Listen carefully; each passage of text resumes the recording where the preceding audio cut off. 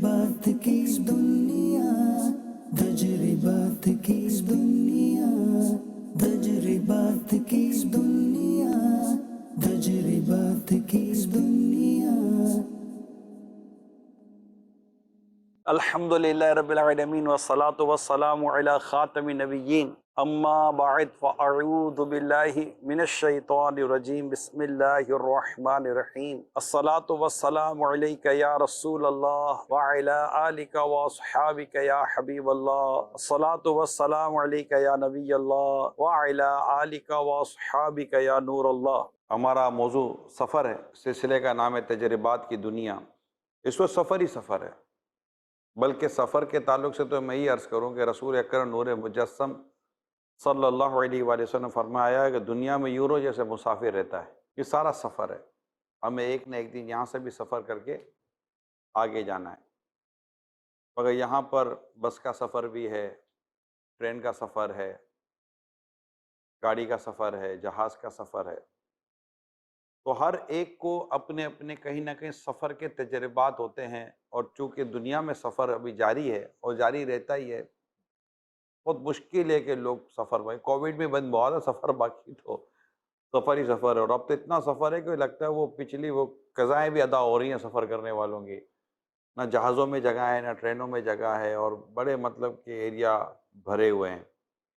हालांकि महंगाई बहुत है, मगर सफ़र ख़त्म नहीं हो रहा, सफ़र कम भी नहीं हो रहा। बहुत महंगाई है, टिकटें महंगी, पेट्रोल महंगा, हर चीज़ महंगी है, खाना पीना, ग्रोसरी सब महंगा है, होटलिंग महंगी हो गई।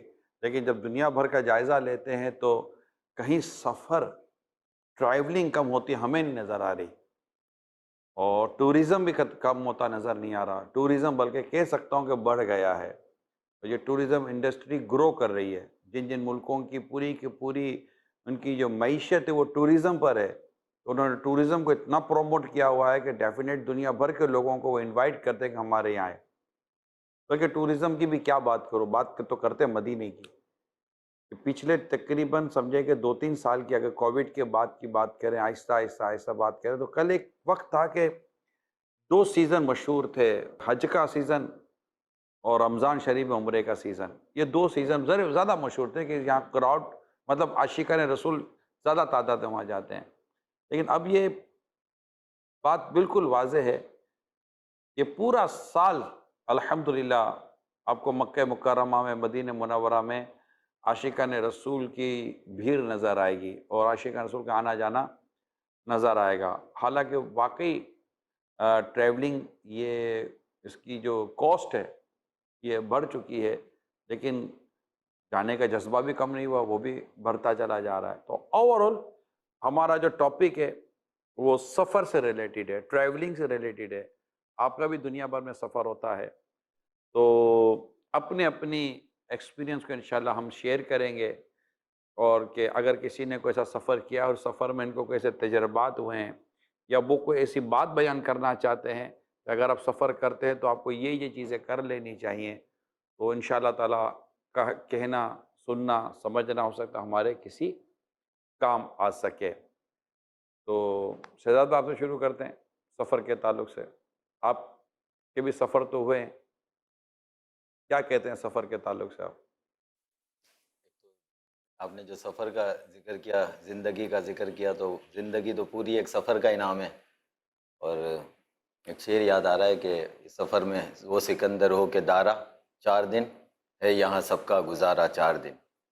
अब 4 दिन के लिए आए हैं, उसमें मुख्तलिफ़ सफ़र किए हैं, साइकिल गधा गाड़ी से लेकर जहाज़ तक का सफ़र किया है मैंने, और मुख्तलिफ़ एक्सपीरियंस से रहे।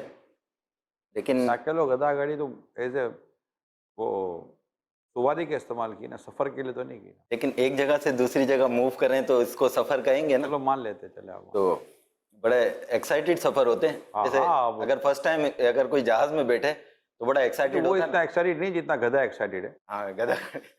ये साहब, अगर पहले हम जाएं, ये तो अभी की बात कर रहे हैं गधा गाड़ी की।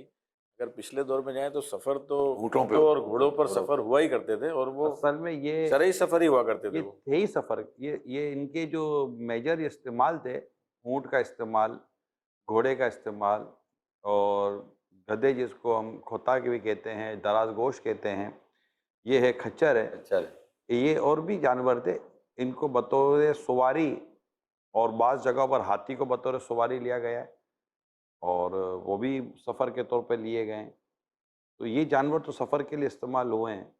अच्छा, एक अभी सफ़र की बात हुई, थोड़ी कन्फ्यूजन थी, मैंने कहा कि चलें सफ़र के प्रोग्राम में ही पूछेंगे, तजुर्बात की दुनिया में सफ़र की बात आएगी। कि एक जगह मैंने पढ़ा था, आप उसकी तस्दीक करेंगे, जैसे कहा जाता है कि सफ़र वसीला ज़फ़र होता है, और कहीं कहीं कहा जाता है कि सफ़र अज़ाब का टुकड़ा है।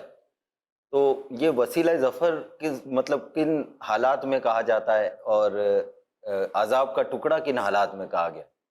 देखिए, ये तो हदीस में है कि सफ़र अज़ाब के टुकड़ों में से एक टुकड़ा है। ये तो हदीस के पाक का बाकायदा एक हिस्सा है और हदीस पाक का एक मज़मून है, जो मैंने आपको अर्ज़ किया है कि सफ़र अज़ाबों के टुकड़े, क्योंकि सफ़र में आपका चैन, आराम, खाना-पीना, सुकून, कई चीज़ें आपकी कंप्रोमाइज़ और डिस्टर्ब हो रही होती हैं।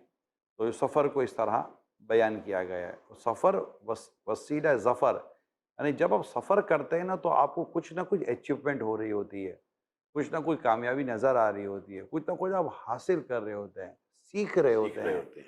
इवन कि अगर कोई सफ़र करके लूज़ भी करता है ना, तो उसका लूज़ करना भी कोई ना कोई एक्सपीरियंस ज़रूर लाता है कि वो उससे वो सीखता है। तो बसा औक़ात सफ़र से कुछ गिरहें भी खुलती हैं, सफ़र करने से मामलात भी हल हो जाते हैं। तो ये भी चीज़ें, तो सफ़र ये कॉल है, सफ़र वसीलाए ज़फ़र। बाद वक़्त बुज़ुर्ग दुआ देते हैं इस तरह कि अल्लाह आपके सफ़र को वसीलाए ज़फ़र बना दे। मुझे खुद अमीर हुसैन चंद दफ़ा कहा है कि जब मैं कहा बिना तो अल्लाह पाक जो सफ़र वसीलाए ज़फ़र कर ही लिया, तो ये हो जाता है। और हमने देखा है जब अमीर हुसैन ने दुआ दी है कि जहाँ जाएँ, आपके जाने कदम, जहाँ आपके कदम पहुँचे उससे पहले कामयाबी पहुँची हुई हो। तो हमने देखा है कि कामयाबी वहाँ वाक़ई पहुँची हुई होती है और हम कामयाबी के साथ मुलाकात कर रहे होते हैं। तो वो दुआएँ पहुँचा देती हैं कामयाबी को। तो ये है। तो आपका सफ़र का कोई एक्सपीरियंस, यानी मैं जैसे मैं आपको बताता हूँ सफ़र के ताल्लुक से जो मैं स्टार्ट लेना चाहता था। जब भी आपका सफ़र शुरू होता है तो ज़रूरी नहीं कि आप अकेले सफ़र करें। कई लोगों का सफ़र जो है ना, वो किसी न किसी के साथ होता है। तो मेरा अपना मानना ये है कि अगर आप सफ़र कर रहे हैं ना, तो हम सफ़र का इंतख़ाब, इसमें कंप्रोमाइज़ नहीं करना चाहिए। जिसके साथ केमिस्ट्री ना मिलती हो ना, ज़हन ना मिलता हो, उसके साथ कभी सफ़र नहीं करना चाहिए। चाहे वो प्लेन का या किसी भी सवारी का सफ़र हो या ज़िंदगी का सफ़र हो। नहीं, ज़िंदगी का भी सफ़र हो, उसमें भी अंडरस्टैंडिंग ज़रूरी है। अगर इसमें भी अंडरस्टैंडिंग ना हो, तो घर भी चुभता है। लेकिन ज़ाहिर है कि जब आप जैसे अमीर सुन्नत का मैंने एक दफ़ा सुना था, आप एक बार तो चंद दफ़ा फ़रमाया है, हज का बयान करते हैं कि मेरे साथ एक ऐसा साथी था कि उसके होने से मैं काफ़ी तकलीफ़ में था, कोफ़्त में था, परेशानी थी उसकी वजह से। तो मैंने अपने रब से दुआ की, या अल्लाह ये मेरे, मैंने मेमोनी में कहा, या अल्लाह ये मुझसे बिछड़ी उन्हें, यानी या अल्लाह ये मुझसे जुदा हो जाए। और ऐसा हुआ कि थोड़ी देर वो मुझसे जुदा हो गया, तो फिर मैं सुकून में आ गया। तो ये होता है कि बाज़ औक़ात आपके साथ कुछ ऐसे लोग सफ़र करते हैं जो आपके सफ़र का जो सारा ज़ौक़ है, शौक़ है, मज़ा है, अब वो किरकिरा हो जाता है और आप उसको सँभालने में और उसके मिज़ाज में ही परेशान हो जाते हैं, नाराज़गियाँ अलग हो रही होती हैं। तो ये मैं ज़रूर आपको अर्ज़ करूँगा कि जब भी सफ़र करना और किसी के साथ सफ़र करना हो, तो ये ज़रूर देखिएगा कि यार इसके साथ सफ़र करने में मैं आज़माइश में तो नहीं आ जाऊँगा, ये ज़रूरी है। ये पहली चीज़ है। शब्बीर भाई, आप क्या कहते हैं? पर मैं यार साथ आपकी बात को कंटिन्यू और करूँ कि सफ़र में आपको ऐसा शरीक तो मिल गया, अब उस शरीक सफ़र को भी चाहिए कि जिसके साथ सफ़र कर रहा है ना, तो अपने आप को उसके मुताबिक ढालने की कोशिश करे और अपने आप को मैनेज करे। अगर वो अपनी अपनी मर्ज़ी चलाएगा, अपने आप को मतलब आगे बढ़ाने की कोशिश करेगा, तो वो कामयाब नहीं हो सकेगा। तो कोई भी एक लीडर होता है सफ़र के अंदर, कोई एक लीड करता है, चाहे वो वालिद साहब हों, चाहे वो पीर मुर्शिद हों, चाहे वो अमीर काफ़िला हों, मतलब कोई ना कोई एक आदमी लीड करता है। उस लीड करने वालों को फ़ॉलो करना, उसके साथ उसकी इताअत करना, ये भी सफ़र को कामयाब करने का एक ज़रिया बनता है। एक से ज़्यादा अगर सफ़र करने वाला तो उसमें एक अमीर काफ़िला बना लेना चाहिए ताकि उसकी इताअत का सिलसिला रह सके। ये उमूमन जनरली तौर पर तो आम आवाम में तो ये प्रैक्टिस नहीं होती, लेकिन जब जैसे हम दावत इस्लामी के ज़रिए कहीं भी सफ़र करते हैं, मदनी काफ़िलों के नाम पर करें या तंज़ीमी सफ़र करें, यानी हर तंज़ीमी सफ़र मदनी काफ़िला नहीं है, हर मदनी काफ़िला तंज़ीमी सफ़र ज़रूर है। लेकिन हर सफ़र को मदनी काफ़िला नहीं कहते। मदनी काफ़िला दावत इस्लामी की एक मखसूस इस्तिलाह है, जो एक ख़ास जदवल के साथ सफ़र करने वाले पर बोली जा सकती है। फिर कहेंगे ये जनाब मदनी काफ़िला हो गया। तो ये होता है। लेकिन ऐसा ये तो ठीक है, जदवल के मुताबिक मदनी काफिला सफ़र करेगा, लेकिन अगर मदनी काफिला नहीं है, फैमिली सफ़र कर रही है, तो भी वो किसी जो अपना बड़ा है ना उसको बड़ा बना उसको देना। बड़ा बना दें। अगर 4 दोस्त भी जा रहे हैं, चाहे वो किसी टूरिस्ट प्लेस पे ही जा रहे हैं, जायज़ जगह पे जा रहे हैं, वो भी किसी एक को अपना मतलब बड़ा बना अब वो दें। बड़ा बनावे किसको? उम्र के हिसाब से बनाए। तजर्बे के हिसाब से, तजर्बे के हिसाब से अब बनाएं। वो जो गया है, देखा है, तो उसके हिसाब से उसको उसके बनाए। बेनिफिट उनको मिलेंगे। ये देखा गया है, अपने जब से सफ़र कर रहे हैं तो कोई ना कोई बड़ा अपने अपने बड़ों के साथ पीछे पीछे चलें और उस सफ़र में अल्हम्दुलिल्लाह कामयाबी कोई रही है। आपको ऐसे ज़िंदगी का एक्सपीरियंस? बहुत सारे सफ़र ही सफ़र है माशाल्लाह। पर्सनल अमीर अहले सुन्नत के साथ जो सफ़र हैं वो अल्हम्दुलिल्लाह यादगार सफ़र है। पर्सनल सफ़र हुए, बिज़नेस सफ़र हुए, कोई भी ऐसी हाँ, चीज़ें का आप कहते हैं इस सफ़र में अगर ये मतलब इसकी वजह से मुझे ऐसा हुआ कि अगर एक लॉस हो गया या परेशान हो गया, अगर यार ये मतलब ऐसा कर लेता तो ये कि मैं परेशान ना हुआ होता। एक तजर्बे की बात मैं ज़रूर अर्ज़ करूँगा कि बहुत सारी दफ़ा ऐसा हुआ, कई मरतबा ऐसा हुआ कि जब कहीं भी बाई रोड सफ़र होता है, चाहे वो पाकिस्तान का हो या पाकिस्तान से बाहर हो, बिलखुसूस मक्के मदीने का सफ़र हो, और उसमें बाई रोड के सफ़र में ड्राइवर के साथ मैंने अपने आप को बिठाना या किसी ऐसे ज़िम्मेदार को आगे बिठाएं जो जागने पर जिसको थोड़ी महारत हो। वरना अमूमन मक्के मदीने के सफ़र में ड्राइवर इतनी ज़्यादा ड्राइविंग करते हैं, बाद औक़ात वो 24 घंटे चला रहे होते हैं, बाद औक़ात वो 18 घंटे चला रहे होते हैं और नींद से उनकी आंखें लाल होती हैं, और अगर ज़रा गफलत होती है ना तो गाड़ी के स्टीयरिंग घूमने में देर नहीं लगती। तो ये एक मेरा ज़ाती तजर्बा है जो मैं शेयर करूँगा मदनी चैनल के नाज़रीन को भी, कि आप पहली तो कोशिश ये करें कि ऐसा ड्राइवर हो कि जो नींद करके आया हो, और अगर आपको लगता है कि इसने नींद नहीं की हुई है और आपको मजबूरन उसके साथ बैठना है, तो कम से कम खुद बैठें या कोई ऐसे जिम्मेदार को बिठाएं कि जो उसको जागता रखे। अब उसको जागता रखने में उससे बातचीत करता रहे, उससे कोई गुफ्तगू करता रहे, वो चाय पीता रहे। और अगर ऐसा भी हमारे साथ सफ़र में हुआ कि एक दफ़ा हम अमीर अहले सुन्नत के साथ ही सफ़र में थे, मुझे याद पड़ता है अमीर अहले सुन्नत के साथ थे या सैयद अब्दुल कादिर शाह साहब के साथ थे, ड्राइवर इतनी ज़बरदस्त नींद में था कि गाड़ी शायद वो गिरा देती, यानी घूम जाती बिल्कुल। आखिरकार हमने उसको रोका एक मस्जिद के पास, हमने उसको कहा कि तुम आराम कर लो। 1-2 घंटे उसने आराम किया, पूरा काफ़िला रुका रहा उसके लिए। जब उसकी नींद थोड़ी पूरी हुई और उसको सेट हुआ, फिर दोबारा गाड़ी में आके बैठे और चले। वरना इस तरह की जो गफलत वाले ड्राइवर होते हैं ना, उससे हादसात का बड़ा डर रहता है। कई एक्सीडेंट नींद की वजह से हो जाते हैं। यानी कि इसमें ये हमें पता चला कि जब भी ट्रैवलिंग करनी है, तो जिसको ड्राइविंग करनी है ना, उसकी नींद प्रॉपर होनी चाहिए।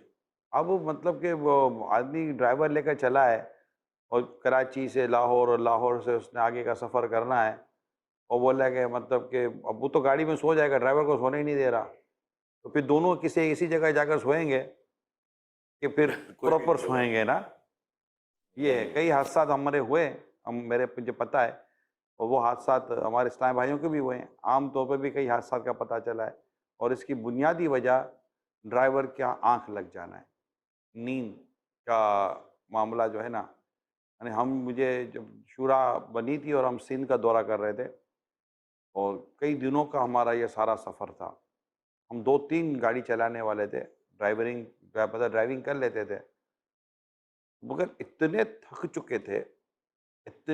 चुके थे कि अब किसी में भी, हम 3 इस्लामी भाई थे मुझ समेत, हम तीनों में से किसी में भी ये ताकत नहीं थी कि हम, अच्छा हम कराची की तरफ आ रहे थे मगर अब हाईवे पे रुक गए, अब चलाएगा कौन? ये 2 दफ़ा हुआ है। एक दफ़ा हम मस्जिद में जाकर सो गए, यार नहीं मतलब नहीं नहीं चलेगी गाड़ी। और एक दफ़ा तो बिल्कुल वो होटल नहीं होती ढाबे, मतलब जैसे हाईवे पे जो होटलें होती हैं, उस पे चारपाई लगी होती हैं, हम सो गए ना। हमारा एक इस्लामी भाई गाड़ी के ऊपर सो गया, और ऐसा सो गया कि जब उठा तो उसका जेब भी कट चुका था। पता ही नहीं चला कि कौन उसकी काट जेब गया? से कम कौन क्या लेके चला गया। थकन ऐसी, अरे वो थकन में कैसे गाड़ी चलेगी? तो ये जो है ना थकन और नींद, इसने बहुत सारे एक्सीडेंट कराए। भाई साहब एक ये इससे एक याद आ गया कुछ छोटा सा ना, मैं साइकिल के ड्राइविंग, गधा? नहीं गधा भी नहीं, साइकिल भी नहीं, अच्छा ठीक है, बस। ओके बस। अच्छा, अब ना बस का ये था कि मैं कहीं पहले जॉब करता था, तो वहाँ मैंने मतलब डे नाइट कंटिन्यू वो जॉब की थी ना, तो मैं थक गया था ठीक ठाक। अच्छा, अब मैं, अल्लाह का शुक्र है कि मैं ड्राइविंग सीट पे नहीं था, बस मैं पैसेंजर सीट पे था। तो इतना थक गया, जाहिर है मैं घर जाऊंगा और फिर सोऊंगा ना, तो मैं बैठ गया और वहाँ पे थोड़ा इंतज़ार करता रहा, घर आ जाए घर आ जाए, तो मेरी आंख लग गई। तो वो बस जब चलते चलते आगे चली, तो वो जंप वगैरह खड्डा हुआ है, तो गाड़ी उछली। तो मैं मतलब इतनी थकन और इतनी नींद थी, मतलब ये उन लोगों के लिए जो ड्राइविंग करते हैं, अगर वो इस तरह सो गए तो वो खुद भी बाहर और गाड़ी उधर। तो मैं वो पैसेंजर सीट पे पीछे की तरफ था, वो गाड़ी उछली, तो मैं जब उछल के नीचे बैठा हूँ ना, जो सीटों के दरमियान जो जगह होती है, जब मेरी आंख खुली तो मैंने कहा अच्छा मैं गाड़ी के अंदर हूँ ना। तो इतनी नींद का गलबा था कि मैं उछलने के बाद, गिरने के बाद फिर थोड़ा सा होश आया, तो पता चला कि आप है ना बस में हो, और नींद ना करने की वजह से मैं अभी बस बिल्कुल के एक जमीन। बेहोशी वाली नींद थी। जी जी। आप बताइए आपका कोई एक्सपीरियंस? जी, मैं ये समझता हूँ कि अफ़सोस से एहतियात बेहतर है। आदमी अफ़सोस करे, उससे बेहतर ये कि आदमी एहतियात करे। तो हमारे बहुत से लोग सफ़र तो करते हैं, मैं बैरून मुल्क सफ़र की बात करता हूँ, तो जब उनका सफ़र का होता है, तो वो टाइम पे जो है वो नहीं पहुँच पाते। वो कहते हैं 3 घंटे पहले जो है वो हमारी जो है हमने 3 घंटे पहले पहुँचना है। तो रास्ते में बहुत सारी चीज़ें ऐसी होती हैं जो तकलीफ़देह होती हैं, कि आदमी अगर घर से निकलता है तो ये सोच के निकलना चाहिए कि मेरी गाड़ी पंचर भी हो सकती है, रास्ते में कोई एक्सीडेंट भी हो सकता है, ट्रैफिक जैम भी हो सकता है, तो वक्त से पहले निकले। और दूसरा ये कि अपने पास जो पासपोर्ट होते हैं, तमाम दस्तावेजात हैं, वो पहले से जो है ना वो संभाल के रखे। वहाँ जाने के बाद जब वो चेक करता है कि उसका कोई पासपोर्ट नहीं है, कोई ऐसा मेरे साथ हो चुका है, कोई दस्तावेजात नहीं है, तो फिर वो ज़हनी टेंशन में आ जाता है। फिर हमारे बहुत सारे लोग करते ये हैं कि हवाई सफ़र के दरमियान जब 20 किलो का किसी को इजाज़त होती है, तो उसमें 25 किलो डाल देते हैं। हैंड कैरी के अंदर 8 किलो की इजाज़त है, 10 किलो डाल देते हैं। उसके बाद में जब वो काउंटर पे जाते हैं, तो फिर मिन्नतें कर रहे होते हैं कि मेहरबानी करके ऐसा कर लें, और साथ में फैमिली होती है, बच्चे होते हैं, उसमें उनको बड़ी टेंशन होती है। तो सफ़र के अंदर इन तमाम चीज़ों का अपने आप को ज़हनी तौर पे तैयार करना बहुत ज़रूरी है, क्योंकि फिर आप जब टिकट ले लेते हो, आपको बोर्डिंग कार्ड मिलता है, वो तमाम चीज़ें जब आप सँभालते नहीं हो और आपके साथ फैमिली हो, तो ऐसा मेरे साथ एक दफ़ा हुआ है। तो मैं बहुत ज़हनी टेंशन में आ गया था। तो मैं तो मदनी चैनल के नाज़रीन से यही कहूँगा कि जब आप इंटरनेशनल सफ़र करें, तो वक्त से पहले घर से निकल जाया करें। ये सोचें हम 2 घंटे पहले चले जाएँगे, उसके बाद में एक तो ईज़ी हो जाएगा, सफ़र आपका ईज़ी हो जाएगा। जब आप काउंटर पे जाएँगे तो आप टिकट वगैरह तमाम चीज़ें, आपका बैगेज वगैरह तमाम हो जाएगा, उसके बजाय आप वीआईपी लाउंज में जाके आराम से बैठ जाएँ। तो सफ़र के अंदर ये तमाम चीज़ें ज़रूरी है। दूसरा ये कि जब हम हवाई जहाज़ में बैठ जाते हैं सफ़र के लिए, उसके बाद लोग क्या करते हैं, मोबाइल से जो है वो मना करते हैं कि भई अब मोबाइल यूज़ ना करो। तो ये मोबाइल भी जो है ना, ये नहीं करना चाहिए। उसके बाद जब हम हमारा टेक ऑफ करता है प्लेन, हम तब भी यूज़ कर रहे होते हैं। टेक ऑफ करने के बाद जब हमारा प्लेन उतरता है, तो उतरते वक़्त भी हम लोगों को परेशान करते हैं, टेंशन देते हैं, और उतरने के लिए तो सब इकट्ठे ही उतरेंगे। वो कहते भी हैं कि आप अब सीट बेल्ट बाँध के आप बैठ जाइए, और आप उठिए नहीं जब तक आपका जो तैयारा जो है ना वो रुक ना जाए। लोग खड़े हो जाते हैं, खड़े होके खुद भी तकलीफ़ में आते हैं और लोगों को भी तकलीफ़ देते हैं। तो सफ़र में इन तमाम चीज़ों को देखना चाहिए कि हम लोगों को तकलीफ़ ना दें। अगर हम लोगों को तकलीफ़ देते हैं, तो इसका मतलब है, आप समझते हैं ना, हम मदीने के सफ़र में जा रहे हों या एक आम सफ़र में जा रहे हों। तो मैंने दुनिया के कई मुल्कों का सफ़र किया है और मैंने ये चीज़ नोट की है। तो मेरी तो मदनी चैनल के नाज़रीन से गुज़ारिश यही है कि वो इन चीज़ों को देखें। ये हर जगह के लिए टाइमिंग का प्रॉब्लम जो आपने बताया ना, उसमें ट्रेन का भी है। जी, जी। हमारे साथ अजीब वाक़या हो गया। मैं यूरोप के सफ़र में था और तकरीबन 7 साढ़े 7 घंटे का बाय ट्रेन रास्ता था। शायद ऑस्ट्रिया का होगा या किसी और मुल्क का था। कहीं मुझे ऑस्ट्रिया जाना था आई थिंक। तो हम निकले घर से, ट्रेन का सफ़र था। अब जो भी वजह थी, या तो घर से लेट निकले या इत्तेफाक था कि जहाँ सिग्नल सिग्नल सिग्नल यानी अनएक्सपेक्टेड सिग्नल, अरे तो खुला मिल जाएगा, खुला भी नहीं मिला, लंबा लंबा मिल रहा है, लंबा लंबा मिल रहा है। अब कई मिनट हम लेट होते गए, लेट होते गए, लेट होते गए। तो बाद मुल्क तो होते हैं जिनमें कोई लेट होना मसला ही कोई नहीं होता, आप जल्दी पहुँचते हो, गाड़ी लेट होती है। देखिए यहाँ 1-1 मिनट और 1.5 मिनट की कहानी थी।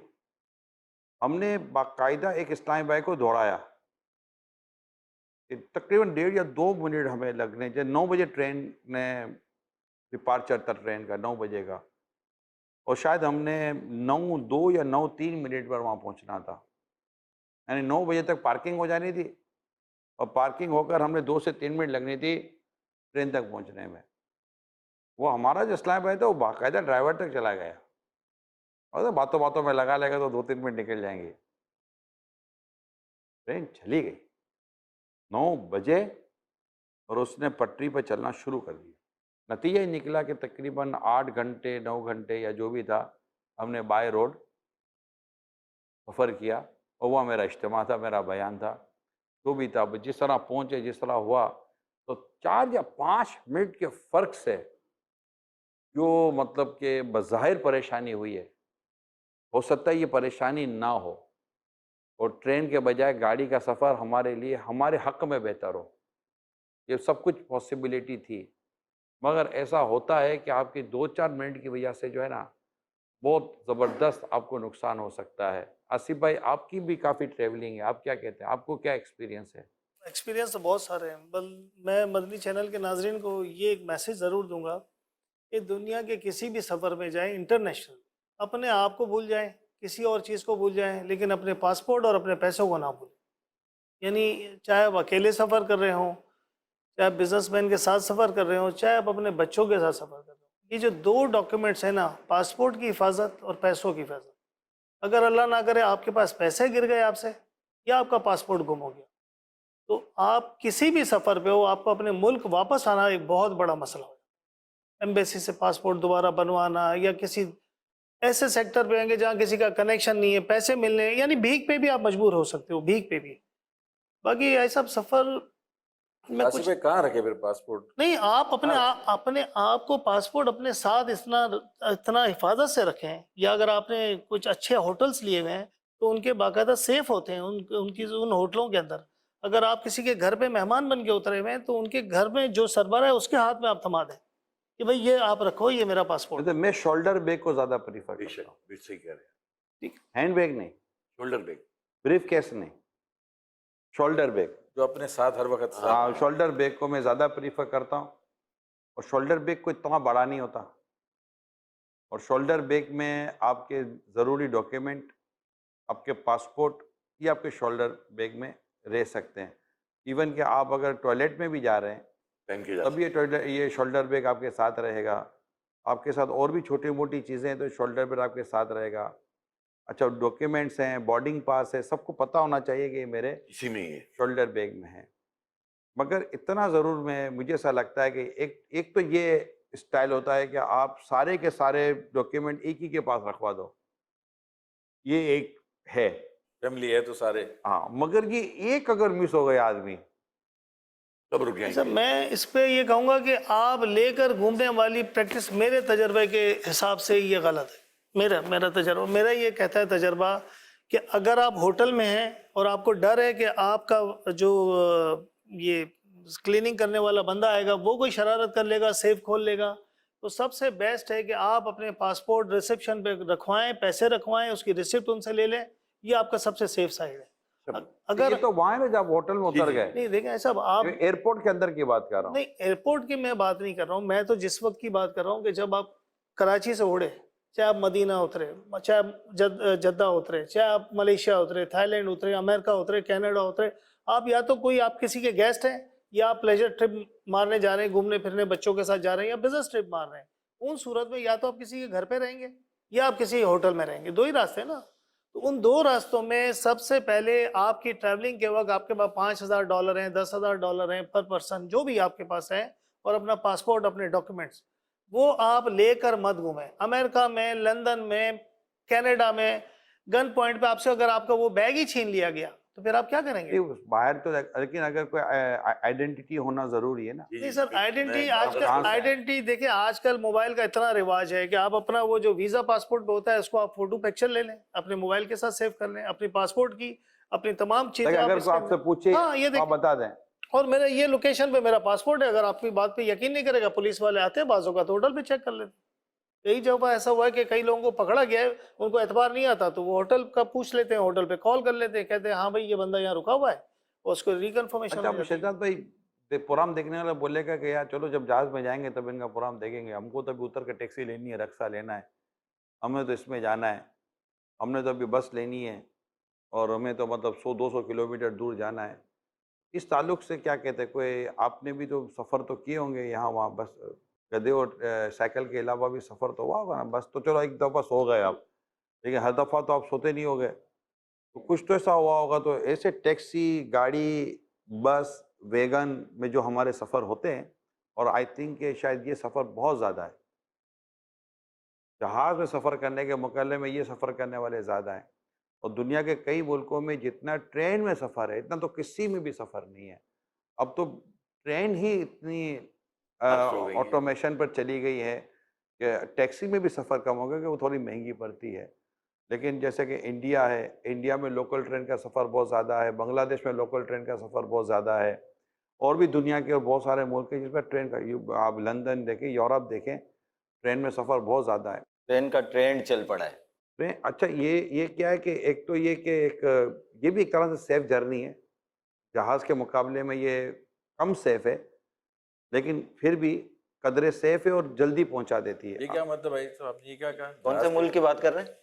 जहाज के मुकाबले जहाज़ के जितने हादसे हैं ना, इससे ज़्यादा हादसे ट्रेन के पाए जाते हैं। आपके ख्याल में जहाज ज्यादा सेफ? सेफ है, सबसे ज्यादा सेफेस्ट सेफेस्ट सेफेस्ट ट्रैवलिंग जहाज है जो है ना, वो सबसे ज़्यादा महफूज जो सवारी है वो जहाज है। जहाज है। वो जहाज़ की है, क्योंकि इसका हादसा होता कम है, मगर जब भी होता है फाइनल होता है। बिल्कुल। तो इसमें तो बचने के चांसेस है ना, ट्रेन में, इसमें तो जहाज में नहीं, बस असल में मैं ये कह रहा हूँ कि वो यदि सेफेस्ट इन इस सेंस में कहा जाता है, एक वक्त में अभी आप जो प्रोग्राम कर रहे हैं ना, इस वक्त भी हज़ारों जहाज़ इस वक्त हवा में होंगे। 15 लाख के करीब आदमी हर टाइम हवा में होता है, 15 लाख एक अंदाजे के मुताबिक। हज़ारों जहाज़ होते हैं, और एक मिसाल के तौर पर 1000 फीट का फासला, 2000 फीट का फासला, 5000 फीट का फासला, ये जहाज़ों का आपस में होता है। कई दफ़ा आपने देखा होगा जब जहाज़ आपका कहीं लैंड कर रहा होता है तो काफ़ी नीचे आ चुका होता है, तो आपको अपनी विंडो से कोई जहाज़ नज़र आ रहा होता है, या वो जहाज़ उस तरफ आपको नज़र आ रहा होता है, या कोई बहुत बिल्कुल ऊपर भी होते हैं ना, द एयर भी तो ऊपर बाद नीचे औक़ात जैसे बादल इतने वहाँ पर खुला हुआ था क्लियरिटी होता होती है है। कि आपको मतलब कि नज़र आ रहा है। तो इन ये पूरा एयर ट्रैफिक सिस्टम है, एयर ट्रैफिक सिस्टम एटीसी इसको कहते हैं, एयर ट्रैफिक सिस्टम है। एटीसी आपको अलाउ करती है मूव करने के लिए, और फिर आप कितनी ऊपर हैं, आप मतलब कि अपने एयर ट्रैफिक सिस्टम से, एटीसी से आप कंट्रोल पूरा सिस्टम होता है, यानी पायलट जो है ना वो अपने कंट्रोल एरिया से वो बात कर रहा होता है, तो वो पूरी एक फिर इसकी कोर आप देखें ना, जितना आप लाइसेंस जिस तरह यहाँ मिल जाता है, जहाज उड़ाने पायलट को तो नहीं ना ऐसा लाइसेंस मिलता, और वो एक उसकी बाकायदा ट्रैवलिंग हिस्ट्री होती है, डोमेस्टिक से फिर वो इंटरनेशनल फ्लाइट की तरफ जाता है, और फिर जहाज़ की एक अपनी मेंटेनेंस होती है, ये अंडरग्राउंड कर दिए जाते हैं जहाज़ के, जनाब ये not fit to fly fly, तो ये होता है। तो ये पूरा बहुत बड़ी इंडस्ट्री है ये, और इसमें मतलब बहुत इसलिए सेफेस्ट के तौर पर लिया जाता है। लेकिन ज़रा इंजन का ख़राब हो जाना, या ऊपर ही कोई ऐसा मतलब कि मौसम का तब्दील हो जाना, जिसकी वजह से बहुत कुछ हो सकता है। लेकिन आप देखिए कि रोज़ाना कितने जहाज़ फटते हैं, बहुत कम रेशियो। महीनों में कितने जहाज़ के हादसा आप सुनते हैं, पूरे साल में कितने जहाज़ के हादसा हम सुन लेते हैं, और उसके मुकाबले में आपको ट्रेन एक्सीडेंट ज़्यादा मिलेंगे as compare to plane aircraft. Aircraft. अच्छा, ट्रेन से ज़्यादा हादसा आपको बसों के, कार के ये ज़्यादा मिलेंगे, जो रोड एक्सीडेंट होते हैं ये ज़्यादा मिलेंगे। आपको शिप के हादसे कम मिलेंगे, बाई शिप, लेकिन बाई शिप का बाई सी का सफ़र ही कोई नहीं है, बहुत कम रह गए सफ़र। अब मतलब अब थोड़ा बहुत थोड़ा ट्रेन चेंज हो रहा है जर्नी के नाम पर, लेकिन एज सच समंदरी सफ़र जो है ना ये कम है इस तरह। तो ये मतलब मेरा कहने का मकसद है। तो ये जो सफ़र हो रहे होते हैं, अगर आप टैक्सी करा रहे हैं तो टैक्सी में बैठे हैं, तो टैक्सी में भी बैठने वाले आदमी अपना सामान भूल जाता है, अपनी चीज़ें भूल जाता है। रक्शे में बैठा है तो वो अपना सामान भूल जाता है, चीज़ें भूल जाता है।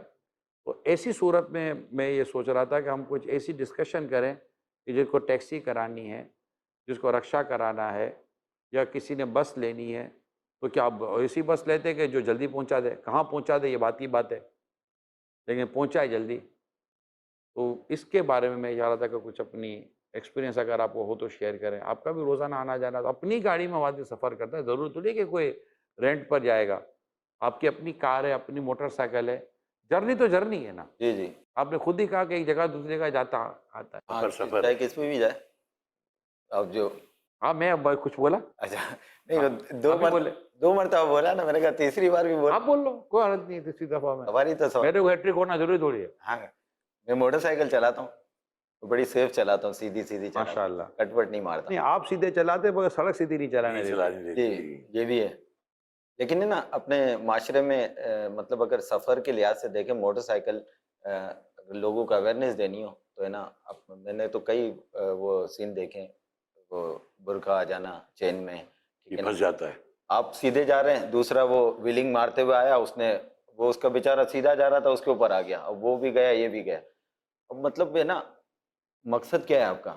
बाइक का या कार का, बस का, आपका मकसद क्या है? मंजिल मकसूद तक पहुंचना ना, सेफ पहुंचना। अब ये पता नहीं क्या, कौन से दिमाग के लोग हैं। मतलब जाहिर है, अभी तो मैं ज्यादातर पाकिस्तान में ही रहता हूँ, तो पाकिस्तान में ये समझाएं, मैं तो समझाऊंगा तो समझ में नहीं आएगा इनको। नहीं समझा, उर्दू बोलो सही आ तो लेकिन आपकी बात तो है ना, कौमी जबान है। वो असर रखती है ना। मैं तो देखता हूँ ना, जो आप यहाँ बयान कर रहे हैं, चेन नहीं है, ना ये नहीं है, ना ये प्रॉब्लम, वो प्रॉब्लम, मेंटेनेंस। मैं आपको सही बता रहा हूँ, I am very much Pakistani. मगर वो एक दिन सलमान भाई के साथ ही प्रोग्राम कर रहा था मैं, 14 अगस्त का। तो सलमान भाई ने काफ़ी पाकिस्तान का ऑपरेशन किया था। मैंने सलमान भाई से पूछा कि सलमान भाई, पाकिस्तान के बाहर कहाँ कहाँ गए हो? तो कोई ख़ास मुल्कों में ये गए नहीं थे। मैंने कहा फिर क्यों कंपेयर कर रहे हो? तो कहीं गए ही नहीं हो तो फिर मेरे मुल्क को कंपेयर क्यों कर रहे हो? मैं अभी यूके के एक शहर में गया था, बारिश थी, तो जब गाड़ी से उतरा तो नीचे देखा तो मैंने कहा खाली मेरे मुल्क का मसला नहीं है, ठीक है। तो और भी कई मुल्क के देखे, गाड़ियों का ठिकाना नहीं, रक्शे टैक्सी बिल्कुल, आप बैठो तो बोले कहाँ बैठ गए यार। यानी यकीन माने, बाद मुल्क ऐसे हैं जहाँ हम जाते तो हमारे मुल्क की हमें रियली कदर होती है। घड़े तो बोलो, अपने क्या घड़े होंगे जो वहाँ घड़े हैं। अपने पास अगर मतलब कि आधा दर्जन है तो वहाँ फुल दर्जन है। तो जो यहाँ प्रॉब्लम है, इससे ज़्यादा प्रॉब्लम है। पब्लिक ट्रांसपोर्ट के इश्यूज़ हैं। दुनिया के तकरीबन 190 से ज़्यादा ममालिक पाए जाते हैं। ये मैं ऐसे ही पाकिस्तान की मोहब्बत में बात कर रहा हूँ, अपने मुल्क की मोहब्बत में बात कर रहा हूँ। जिस तरह एक ख़ानदान में एक अमीर है, एक गरीब है और एक मिडिल क्लास है, राइट। ये ख़ानदान होता है। दुनिया इसी में तकसीम है। अमीर मुल्क है, दरमियाना मुल्क है और गरीब मुल्क है।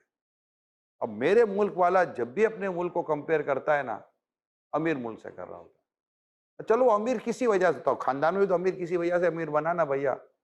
जमीन खोद के तो खजाना निकाला नहीं था। उसकी जो भी वजूहत है, अभी ये अलग टॉपिक बन जाएगा। लेकिन जब भी आपने अपनी मिडिल क्लास होने को अपने लोअर क्लास फैमिली से कंपेयर किया तो आप अपने आप को बेहतर फील करते हैं।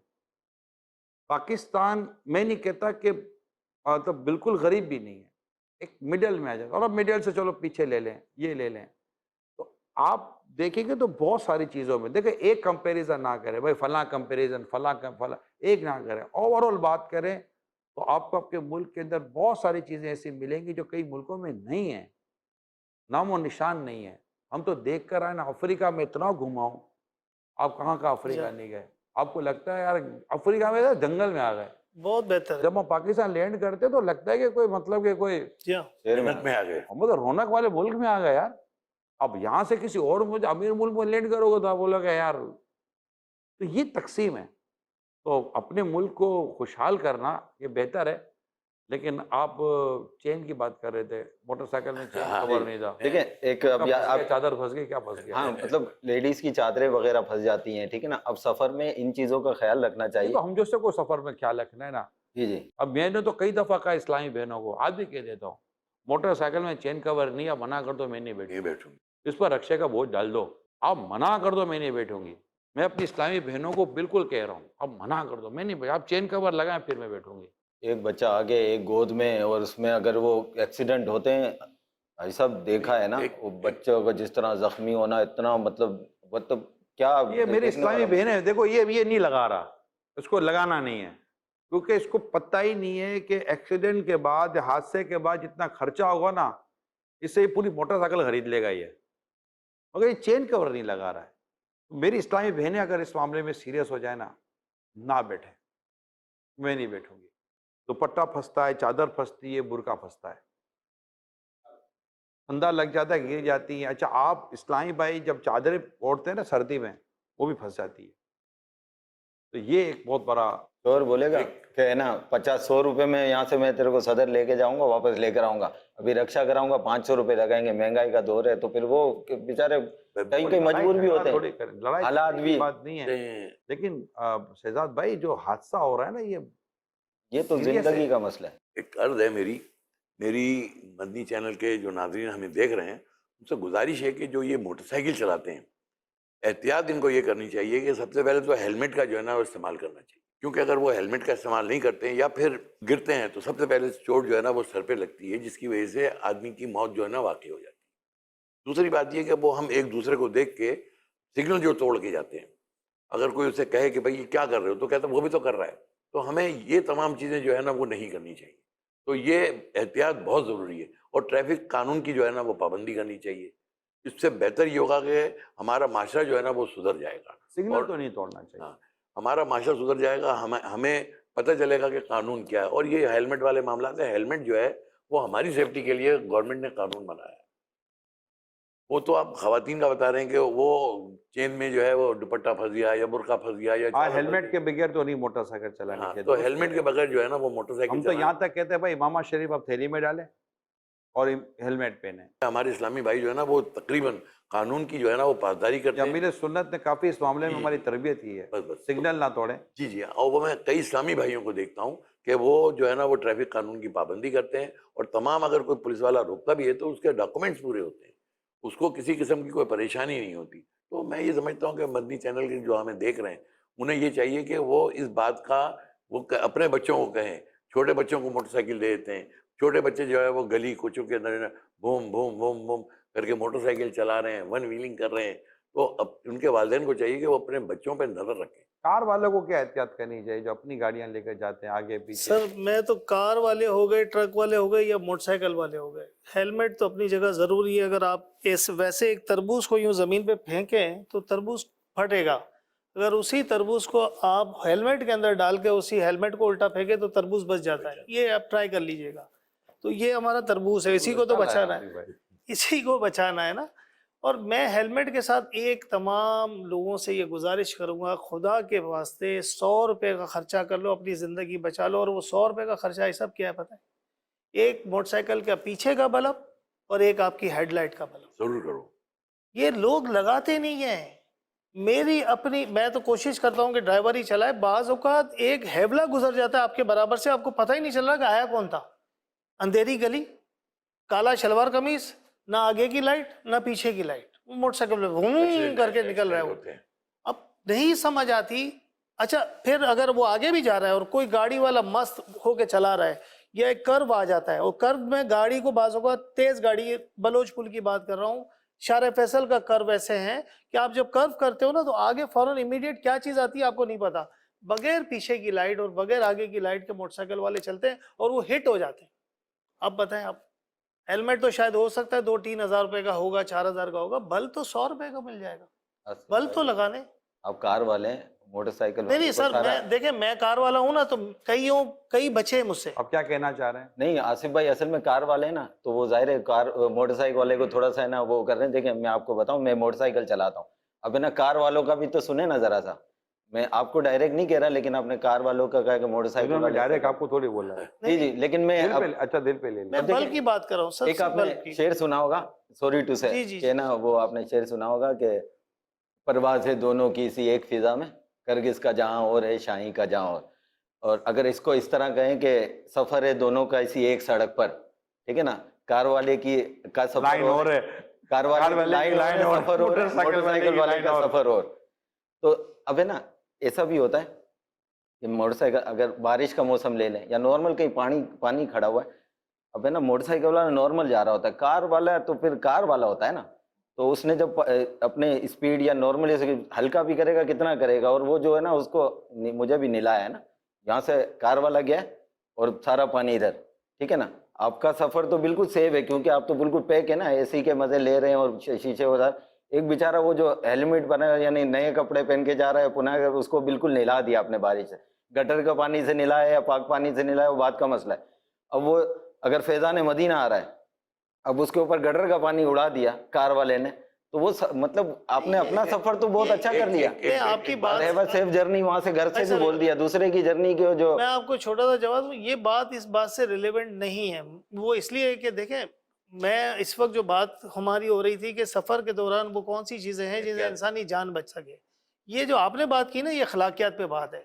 चाहे वो कार का शीशा खुला हुआ हो और मोटरसाइकिल वाला पानी उड़ा के उसके शीशे के अंदर डाल दे कि अंदर अंदर ही बंदा बैठा हुआ है, पूरा बाल्टी आ गया, ये भी देखा है मैंने, मेरे साथ हुआ है, ठीक है। और जो आपने बात की कि मोटरसाइकिल वाले ने कार वाले को नापाक कर दिया या बारिश में, वो एक अखलाकियात के मैटर है, दोनों को केयर करनी चाहिए, वो एक अलग इशू है। लेकिन यहाँ पर जो हादसात, हमारा टॉपिक सफ़र है, तो इस टॉपिक को लेकर अगर ये कहें ना, तो कराची के अंदर अगर मेरे ख्याल में कोई 10 लाख या 20 लाख मोटरसाइकिलें होंगी ना, आप एक सर्वे तो करें, आपको 70% लाइटों, पीछे की लाइटें खराब मिलेंगी लोगों की, 70%।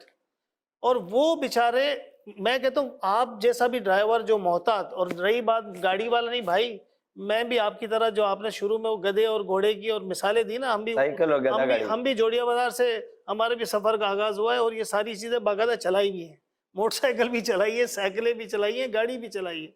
उस वक्त भी हम ये एहतियात करते थे, क्योंकि मेरा ताल्लुक सऊदी अरब में 38 साल से रहा है, ठीक है। तो मैं दुनिया भी घूमता हूँ और हादसात की वजह भी नज़र आती है। तो जब मेरे हाथ से लोग बचते, कितने अल्लाह ने बचा लिए, और कई एक आध दफ़ा कोई ड्राइवर से भी हिट हो गया सिर्फ ये अंधेरे की वजह से। हमारा कराची अब रोशन कराची नहीं है, हर जगह लोड शेडिंग होती रहती है, अंधेरी रोडें होती है, नहीं समझ आ रही थी मोटरसाइकिल वाले, ये वो एक मोटरसाइकिल वाला है जो पूरी एक फैमिली को पाल रहा होता है, ठीक है। अल्लाह ना करे, वही हाई साहब ने क्या बात कही कि बाज़ औक़ात वो चेन का कवर नहीं लगाते, लेकिन उससे ज़्यादा एक्सीडेंट में अपनी बीवी या बहन या बच्ची पे खर्च कर देंगे। वो तो 500 रुपये का कवर लगा लेना भाई, तू बाद में 50,000 में उतर जाएगा तो फिर पैसा लाएगा कहाँ से? मतलब पॉइंट ये है सब। बात दरअसल ये कि हम ब्लेम देते हैं कार वालों को, हम ब्लेम देते हैं मोटरसाइकिल वालों को। देखें, अर्ज़ ये है कि मैं मोटरसाइकिल भी चलाता हूँ और मैं कार भी चलाता हूँ। जब मैं कार चला रहा होता हूँ तो मैं मोटरसाइकिल वालों को देखता हूँ कि वो किस तरीके से ज़िगज़ैग करके जा रहे होते हैं, तो मुझे उन पर गुस्सा आ रहा होता है। और जब मैं मोटरसाइकिल चला रहा होता हूँ तो मैं हरकत वही करता हूँ जो दूसरे मोटरसाइकिल वाले करते हैं।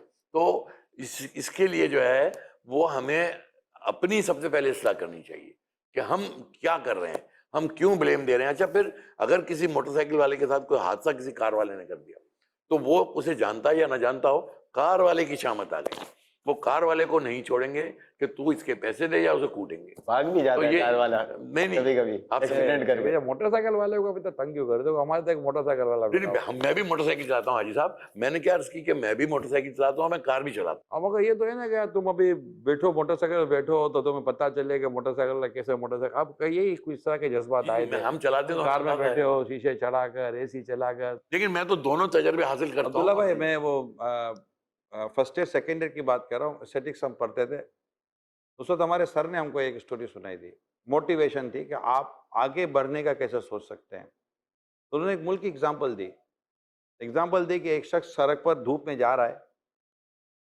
और उसके साथ एक जोरदार brand new luxury car zoom करती हुई गुजर जाती है, थोड़ा बहुत हिलता भी है ये, धूप थी ना, देखता है तो कहता है एक दिन मैं भी इसी तरह कार में बैठ के जाऊंगा।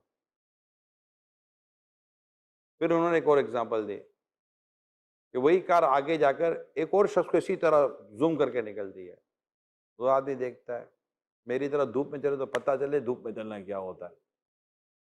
तो हमारे सर हमें मोटिवेट कर रहे थे कि वो पहला आदमी है ना, वो उसको पीछे लाने के बजाय खुद को आगे ले जाने पर सोच रहा था।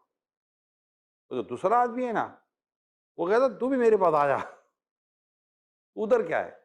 अगर आपने तरक्की करनी है तो अपनी सोच को पॉजिटिव करें, पॉजिटिव करना चाहिए, तब आप ग्रो करेंगे। अदरवाइज आप भी धूप में चलो, दूसरे को भी धूप में चलाना पड़ेगा। तो ये होता है। तो पानी कौन किस पे गिरा था, इन्होंने भी कहा कि वो गाड़ी के शीशे नीचे होते तो मोटरसाइकिल वाला भी गड्ढे में मार के निकल तो उसमें कुछ जाता है। मिसालें दी जा रही थी ना, कुछ एक्सपीरियंस शेयर ये तो हो रहे थे, मोटरसाइकिल तो वो वाला मैंने इसीलिए कही है। वैसे कार वाले ने मोटरसाइकिल वाले को ज्यादा मारा या मोटरसाइकिल वाले ने कार को स्क्रैच ज्यादा मारे? हाँ, अगर मोटरसाइकिल सिग्नल वाला पर कार को सिग्नल पर तकरीबन मोटरसाइकिल मोटरसाइकिल वाले वाले जो है ना कहीं ना स्क्रैच कहीं मारते हैं। कार का कुछ ना कुछ लाइन वाइन शाइन मार के निकल जाते नहीं हैं। वो खुद भी ये कहते हैं कि यार ये पैसे जो है ना इसके हराम के ही पैसे होंगे। वो खामखा का जो है ना वो अस्तगफुरुल्लाह। खड़ी हुई कार के ऊपर भी जो है ना वो डेंट मार लेते हैं या स्क्रैच मार के चले जाते हैं। खौफ भी नहीं आता। हाँ, अजी शब्बीर, नया नया दावत इस्लामी में आया था, गुलजार अभी मस्जिद के सामने मेरा घर था यासीन स्क्वायर में। मैं अभी नया ही था, साल 1.5 साल हुआ होगा मुझे, मगर अब उस जगह की जिम्मेदारी मुझे मिल चुकी थी। 1.5-2 साल में जिम्मेदारी मिल चुकी थी, ज़ेली निगरान जिसको आप कह दें। तो अमीर सुन्नत गुलजार अभी के उस तरफ रहते थे किताब घर में, मैं गुलजार अभी के इस तरफ रहता था यासीन स्क्वायर में। हम दोनों घर के बीच में जो थी वो मस्जिद थी, गुलजार अभी मस्जिद। एक दिन मैं नीचे उतरा था तो मुझे घर वालों को कहीं लेके जाता मोटरसाइकिल पर, मेरे पास मोटरसाइकिल थी 70। तो अच्छा, जैसे ही मैं जाने लगा तो एक इस्लाम भाई आया कि आपको अमीर सुन्नत याद कर रहे हैं। पहली बार ऐसा मतलब हुआ तो साहब ने याद किया। तो मैंने बाबा आप रुको मैं आता हूँ, मैं मोटरसाइकिल लेकर गया। तो अब मुझे इतना ज़्यादा अमीर सुन्नत बहुत क्लोजली नहीं जानते थे, तो बातचीत थी। यार एक मसला हो गया है, अब मसला सुने आप। तो अमीर सुन्नत ने मुझे इरशाद फरमाया कि हम जैसे कि जा रहे होंगे आप, तो गुलजार अभी मस्जिद को जैसे क्रॉस किया ना, तो आपने फरमाया हमारी गाड़ी पंचर हो गई। तो हमारे इस्लाम भाई ने गाड़ी का दरवाज़ा खोला ना, तो मैंने नोट किया, मेरे से मुझे कह रहे थे, मैंने नोट किया कि गाड़ी जो हमारा दरवाज़ा किसी की कार को लगा और उस कार पर एक हल्का सा निशान हो गया। अच्छा, अब उस कार वाले को तो इमरान ना पता चले कि निशान हो गया, और मेरे रब को पता है कि इसकी कार पर निशान हो गया। अब मैं नहीं जानता कौन, हम इस गाड़ी का नंबर नोट कर लिया है। अब ये यहाँ पार्क हुई हुई थी तो मुझे ऐसा लगा कि शायद ये रहते यहीं कहीं होंगे। तो अगर आप इनसे बात कर लो और इनसे वो या तो माफ़ करवा दें या फिर हमसे इसके जो भी चार्जेस ले लें। चार्जेस हैं, खर्चा है, वो हमारा ले लें।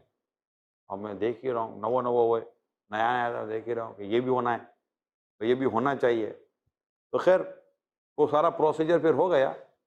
तो ये जो आप जैसे कह रहे थे ना कि ये स्क्रैच लगा देते हैं, वो करते ही है मोटरसाइकिल वाले, कार वाले। सिर्फ तरबियती कमी, मैं आपको बता रहा हूँ, दुनिया में हर जगह ऐसा नहीं है। तरबियती कमी, अगर हमारी तरबियत होगी हमारे घर में, हमारे फैमिली में, हमारी इंस्टीट्यूशन के अंदर अगर हमारी तरबियत का सिलसिला होगा तो इंशाल्लाह हमारी, अब जैसे मिसाल के तौर पर एक हमारी तरबियत में जो कमी है वो है मेंटेनेंस सर्टिफिकेट। आपकी जो भी गाड़ी है, हमारी गाड़ी की मेंटेनेंस सर्टिफिकेट है ही कोई नहीं, बाहर ऐसा नहीं है। स्पेशली पब्लिक ट्रांसपोर्ट जितना हमारा चल रहा होता है, आप देखिए रक्षा करवाते हैं और रक्षा आपको पता है कि सीएनजी पर है तो आप बोलते हैं सीएनजी वाला सस्ता लेगा। आपको पता है कि सीएनजी सस्ती लगाई है, महंगी लगाई है। इसके साथ साथ आपके बच्चे जिस स्कूल में जा रहे होते हैं, मदरसे में जा रहे हो, जिस ट्रांसपोर्ट में आपके बच्चे जा रहे होते हैं, कभी आपने उस ट्रांसपोर्ट का मेंटेनेंस मालूम किया है? कभी आपने देखा है कि उसके टायर घिसे हुए हैं, हल्का सा कोई मतलब छोटी सी पिन जो है ना वो टायर पंचर कर देती है। एक नुकसान हमारे बच्चों का या हमारी जान का होता है। तो इस तरह की चीज़ों को भी केयर करें जब भी घर से निकलें। अगर कोई लंबी जर्नी है, जैसे मैं अभी कराची में बैठा हूँ, कराची से अगर हैदराबाद जाना है तो हैदराबाद तकरीबन 2-2.25 घंटे का ऑलमोस्ट सफ़र है। तो अब हैदराबाद जाना है तो पेट्रोल चेक करना है, ऑयल चेक करना है, ब्रेक शू चेक करने हैं, आपको अपनी गाड़ी की डिग्गी के अंदर स्पेयर व्हील चेक करना है, आपको बाकायदा जैक चेक करना है। अच्छा, ऑयल चेक जैक तो करना है। अभी जैक चढ़ा तो जैक चढ़े ही नहीं, इसकी तो कमानी टूटी हुई है। वो जैक को ही जैक की ज़रूरत है, तो करेंगे क्या? अच्छा, वो टायर भी है, सब कुछ है, तो वो टायर खोलने के लिए पाना नहीं आपका है। वो पाना ही नहीं है। तो ये सारी चीज़ें नहीं हैं हमारे पास। गाड़ी चलाएं तो लाइट या तो है ही नहीं, या अच्छा ये जैसे अभी आसिफ भाई ने कहा कि मोटरसाइकिल वाले लाइट नहीं है, तो कई कार वाले हैं जिनकी एक लाइट जलती है, दूसरी लाइट ही नहीं जलती, उसकी कार ही कहानी है। हाँ, वो दूर समझ से रहा है पता ही नहीं चल रहा होता, कार आ रही है, मोटरसाइकिल आ रही है। ये मोटरसाइकिल इतना बड़ा रिस्क है। ये तो जहाँ लाइट नहीं है वो तो ठोक ही देती हो है। गया। तो अभी ये कि कार वाले भी लाइट नहीं लगाते, ठीक है। हाँ, ये कितना खुश हो गए सदा तो हमारा। आप थोड़ा मोटरसाइकिल वालों की अच्छा, कार और मोटरसाइकिल से थोड़ा आगे बढ़े, हाँ, तो मैं बड़ी गाड़ी की तरफ आए। जैसे हमारे पाकिस्तान में अगर ट्रक है, बस हैं, वैन चलती हैं, बड़ी वैन चलती हैं और बसें चलती हैं, बड़ी ओवरलोड चलती हैं। या तो लोग गेटों तक लटके होते हैं, बाज औकात ऊपर छतों पे चढ़ जाते हैं। कौन किसी ने मार के चढ़ाया था शब्बीर भाई? तो ऐसे नहीं, आप स्टॉप पे खड़े, लेकिन क्या करें, अभी बेगन आई है, नंबर आएगा ही नहीं। अगर अब मजीद इंतजार करेंगे तो फिर आधा घंटा आप ना बैठे ना तो ट्रांसपोर्ट नौकरी चली जाएगी ना, अगर नहीं बैठेंगे नहीं नहीं, आप स्टॉप पे खड़े, कंडक्टर उतरता है, उसके हाथ में चाबुक होता है और बोलता है चढ़ो छत के ऊपर वरना तुमको मारूंगा। मैं अगर कभी ऑफिस लेट पहुंचूंगा हाँ। तो मेरी फिर वहाँ लेट लग जाएगी, जल्दी फिर निकले। तनख्वाह कटेगी। कुछ करें, यानी आप लेट पहुंचेंगे और ऊपर बैठ के कहाँ पहुंचेंगे? ऊपर से ऊपर ही ऊपर पहुंच जाएंगे। जाएंगे। ऊपर नहीं, खबर में पहुंच, नीचे है खबर, अच्छा, ऊपर कहाँ है? सॉरी। तो ये मतलब कहाँ थोड़ी पहुंचे? तो परमिशन देना कुछ, ऐसा कुछ नहीं नहीं, ये कैसे परमिशन नहीं दे नहीं देंगे? दे सकते। कैसे परमिशन दे? लटक के जाने की परमिशन कैसे नहीं दे दे दें? गेट पर लटकने की परमिशन कैसे दे दें? ऊपर छत पर मतलब के लगेज की तरह बैठने की परमिशन कैसे दे दें? आप मतलब कि आपको कितना नुकसान पहुंच सकता है। अच्छा, इसी सूरत हाल में आप इंटीरियर का ट्रेवल कर रहे होते हो, आप 8-8 घंटे का ट्रेवल कर रहे होते हो और समझ ही नहीं आती कि बैठे क्यों है ये? ना बैठे, मैं आपको बता रहा हूं, ना बैठे। मुझे पता है आबादी ज्यादा है, रिसोर्सेज कम है। मुझे पता है कि कहते हैं ना, हमारा अफसोस से एहतियात हमारा बेहतर है। पब्लिक ट्रांसपोर्ट जो है ना, ये बहुत कम है। यानी कि अगर मैं कहूँ कि कई लाख पब्लिक ट्रांसपोर्ट की जरूरत हमारे मुल्क के अंदर है तो मैं शायद गलत नहीं हूँ। मैंने बाकायदा इसका एक सर्वे देखा था। लेकिन ये पब्लिक ट्रांसपोर्ट आएगा, आप पहले अपने आप को सही कर लें। ये पब्लिक ट्रांसपोर्ट आएगा, प्राइवेट लोग आ रहे हैं, प्राइवेट लोग अपना ट्रांसपोर्ट ला रहे हैं, ये बहुत कुछ होने की कोशिशें हैं। जरूरत ईजाद की माँ है। अगर हम अपने आप को एक जगह, हम लाइन खींच, हम एज ए पब्लिक बात कर रहा हूं, मैं एज ए पब्लिक अपनी लाइन खींच लूंगा, मैं नहीं करूंगा। लेकिन अब मेरा ही अपना प्रॉब्लम ऐसा है। आप बताएं, कभी जहाज में किसी को खड़े होकर जाते हुए देखा है? नहीं नहीं, अभी तक तो नहीं देखा। सफर कम हुआ है, हो सकता होता हो, ये आसिफ भाई बताएंगे। नहीं, मैंने पायलट के साथ जंप सीट पे जाते हुए देखा है, लेकिन खड़े होते हुए देखिए, वो भी स्टाफ कॉम्प्लीमेंट्री खड़ा होता होता है, नहीं, वो भी कॉम्प्लीमेंट स्टाफ भी बैठ जाता है। हर स्टाफ वो स्टाफ एक दोस्ती में होता है, कॉम्प्लीमेंट्री के तौर पर आपको जान पहचान। इमरजेंसी में भी है, सब जा सकते हाँ, कभी कभी ऐसा हो, लेकिन ये परमिशन, वो भी सीट ही है, ऐसा नहीं जंप कि सीट नहीं। होती है। हाँ, मतलब कि वो सीट बेल्ट बांध के ही बैठता हूँ वहाँ पे। नहीं, खड़े तो स्टाफ भी नहीं होता, उनकी भी सीटें होती हैं। लेकिन क्या है कि अच्छा, क्या दुनिया में हर जगह पर लोग खड़े खड़े सफर कर रहे होते बसों के अंदर? नहीं, यूएई जाए, जीसीसी जाए, दुनिया के कई मुल्कों के अंदर जाए, एक बस के अंदर एक पैसेंजर आपको खड़ा हुआ नजर नहीं आएगा, सारे पैसेंजर बैठे हुए हैं। यूएई में बस में, नहीं, ट्रेन में तो आप खड़े होकर सफर करते हैं। ट्रेन में सब ना, वो ट्रेन में ना, ट्रेन में जो ये बाय लो आप खड़े होकर सफर कर रहे हैं, क्योंकि वो सिटी लिमिटेड है और आप खड़े होकर सफर करना एज पर लॉ है। लेकिन जहाँ कानून नहीं है वहां पर आपको खड़े खड़े सफर करने की कोई परमिशन नहीं देता, बल्कि चालान हो जाएगा, मतलब मना है। तो अगर हम थोड़ा रुक जाएं, संभल जाएं, और अल्लाह करे कि ये ट्रांसपोर्ट का मसला, पब्लिक ट्रांसपोर्ट का, आई नो पब्लिक ट्रांसपोर्ट कम है, लेकिन पब्लिक ट्रांसपोर्ट कम होने की वजह से यार मैं खुद को कम कर दूं माशरे से, यार नहीं हूँ, चलो ट्रांसपोर्ट तो आई नहीं, अपनी चले जाते हैं दुनिया से। ये कोई अक्लमंदी नहीं है हाँ? भाई साहब। हाँ। मैं, आपने जो बातें की वो बहुत बातें अच्छी लगी, समझ में आई बातें, लेकिन मैं ये समझता हूँ ये तमाम बातों पे जो है ना, वो अफसोस से जो है ना एहतियात बेहतर है। जैसे आपने सिलेंडर का बताया, जो वालिदैन जो है वो अपने बच्चों को स्कूल भेजते हैं, सिलेंडर फट जाता है, या हम जिन बसों में सफ़र कर रहे होते हैं, तो वो बातें जो है ना वो समझ में आती हैं। अच्छा, मैं मोटरसाइकिल के हवाले से बात करता हूँ कि हमारे मोटरसाइकिल वाले जो है ना, वो आजकल कराची शहर के अंदर जो है ना, वो मोटरसाइकिलें बहुत चोरी हो रही। तो ये इस हिसाब से मैं ये समझता हूँ कि मोटरसाइकिल वालों से मेरी एक गुजारिश है कि जो अगर वो पान लेने भी जाते हैं और मोटरसाइकिल खड़ी करके जाते हैं ना, तो मोटरसाइकिल लॉक कर दें। अगर वो उसे लॉक कर देंगे तो मैं समझता हूँ 90% मोटरसाइकिलें चोरी नहीं होंगी। तो इस सिलसिले में अच्छा, लॉक ना होने की वजह से, लॉक ना होने की वजह से मैंने खुद देखा है, मेरी शॉप है और मैंने अक्सर देखा है कि वो जब मोटरसाइकिल चोरी होती है तो वो हमारे पास आते हैं, साहब हमारी मोटरसाइकिल यहाँ खड़ी होती है, तो मैं पहले ही पूछता हूँ कि आपकी मोटरसाइकिल लॉक थी? बोला नहीं, लॉक नहीं थी। तो मोटरसाइकिल लॉक ना होने की वजह से हमारी मोटरसाइकिलें चोरी होती हैं। और कराची शहर में आप देखें कितनी मोटरसाइकिलें चोरी। अगर मोटरसाइकिल बनाने वाली कंपनियां जो हैं, इनसे रिक्वेस्ट करता हूँ, जब भी मोटरसाइकिल खड़ी की जाती है ना, तो इसका जो हैंडल है, क्या हैंडल ही वो कहते हैं, हैंडल जी, हैंडल। जी जो मोटरसाइकिल का जो हैंडल है, ये जनरली या तो इस तरफ झुका हुआ होगा, इस तरफ झुका हुआ होगा। मोटरसाइकिल या तो साइड स्टैंड पर खड़ी करते हैं या फुल स्टैंड पर खड़ी करते हैं। क्या ये नहीं हो सकता कि कोई ऐसा ऑटो सिस्टम हो कि जैसे ही मोटरसाइकिल खड़ी की जाए और हैंडल यूं हो, लॉक हो जाए।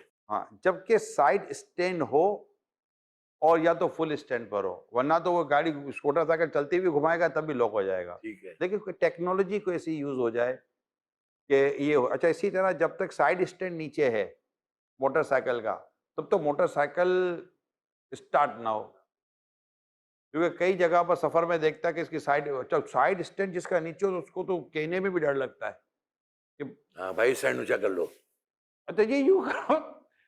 ये हुआ है, जैसे मैं गाड़ी में हूँ, इसका साइड स्टैंड नीचे है, तो मेरे को इशारा किया है,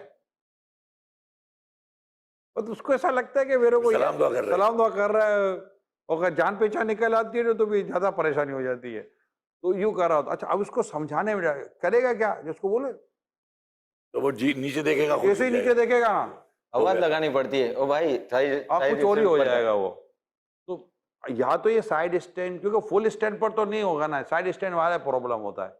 तो जब तक साइड स्टैंड नीचे है, मोटरसाइकिल स्टार्ट ना हो, नंबर 1। और जब साइड स्टैंड पर मोटरसाइकिल जैसे खड़ी की, या फुल स्टैंड पर जैसे मोटरसाइकिल खड़ी की, और उसका मतलब कि हैंडल घूम गया, तो वो ऑटो लॉक हो जाए। कुछ मोटरसाइकिल में होता है नहीं, ऐसे। वो वेस्पा में, एक जमाने में वेस्पा में ऐसा होता था। अभी भी कुछ मोटरसाइकिल में है ऐसा ना, मतलब बिल्टन इस तरह की है कि आपने खड़ी की, साइड यूं किया तो वो ऑटो लॉक हो जाए। ऐसा अभी तक किसी मोटरसाइकिल, एक दो मोटरसाइकिल मैंने खुद देखी है, अच्छा, अब क्योंकि वो बाद में लगवाया। मैं खुद मोटरसाइकिल का बिजनेस करता हूँ। जी जी सर, मैं मना नहीं कर रहा, और मैंने मैं एक कई दो कंपनियों से मैंने खुद देखी। उन्होंने फिर लगवाया अच्छा, फिर होगा। आंख खोली तो कहाँ? नहीं नहीं, रियल में देखी है, नहीं, मतलब ख्वाब में थोड़ी देखी थी। मोटरसाइकिलों का मेरा बिजनेस है, तो इसलिए मुझे इन तमाम चीज़ों का पता है कि कोई भी ऐसी टेक्नोलॉजी नहीं आई। हाँ, सेल्फ स्टार्ट की जो है ना टेक्नोलॉजी, यानी मुझे ऐसा था कि इस एरा में, इस दौर में आपको बोलने की देर है। टेक्नोलॉजी इतनी एडवांस है कि आप कुछ बोलो ना, तो वो मतलब हो जाता है। तो उसके लिए हमें एक प्रोग्राम करना पड़ेगा मोटरसाइकिल वालों के साथ, उनको बुला के यहाँ बात की जाएगी, भाई इस तरीके से इस मामले को आप देखो। अब आप क्या, तो कितने मोटरसाइकिलों से हाँ, तो आप जिस दिन गएंगे हम यहाँ पे एक नहीं नहीं, program आप बात कर लो, मैं बात कर लेता हूँ। आप बात कह रहे हैं, ऐसी कोई चीज हो जाए ना, लोग बच जाएंगे। चेन कवर नहीं है, मोटरसाइकिल स्टार्ट ना हो। मतलब आजकल अब अच्छा, शू ब्रेक 70% से ज्यादा घिस गया, घिस गया, सही कह रहे हैं। मोटरसाइकिल स्टार्ट ना हो। क्लच का जो वायर क्लच है, वायर। उसके ज्यादा बल खुल गए और 2-4 पर ही अटक गया, 2-4 दाने ले गए, इसके बाद स्टार्ट इसकी ना हो। बैटरी खत्म हो, ये टूट जाएगा, मोटरसाइकिल स्टार्ट ना हो।